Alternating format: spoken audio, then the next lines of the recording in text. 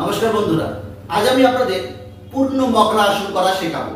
কিভাবে পূর্ণ মকরাসন করতে হয় সেগুলো আজ আমি এই ভিডিওর মাধ্যমে দেখিয়ে দেব। কিভাবে পূর্ণ মকরাসন করবেন। পূর্ণ মকরাসন করলে এর অনেক উপকার পাওয়া যায়।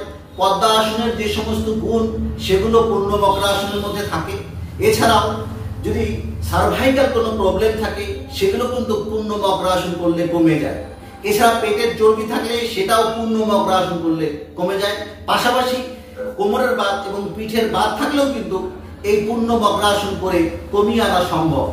কিভাবে পূর্ণ মকরাসন করবেন আজ আমি আপনাদের দেখাবো এই ভিডিওটিতে। তবে চলুন কিভাবে করি দেখে নেবেন। সবার প্রথমে এইভাবে বসে নিতে হবে।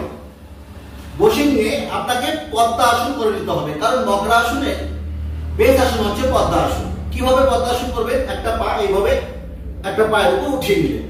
এবার এই পাটিকে তুলে নিয়ে আবার এই পায়ের উপর এইভাবে একই রকম ভাবে বসিয়ে দিলেন।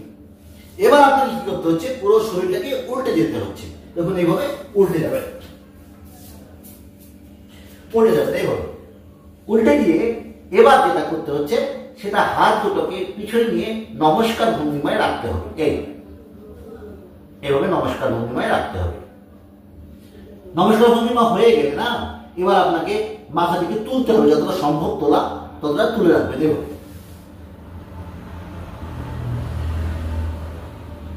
1 2 3 4 5 6 7 8 9 10 এভাবে আপনি 10 থেকে 30 সেকেন্ড রাখার চেষ্টা করবেন।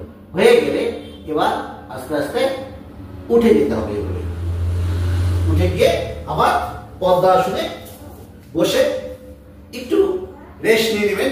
তারপরে আস্তে আস্তে পদ্মাসন থেকে খুলে আবার দণ্ডাসনে বসতে হবে। কিভাবে দণ্ডাসনে বসবেন?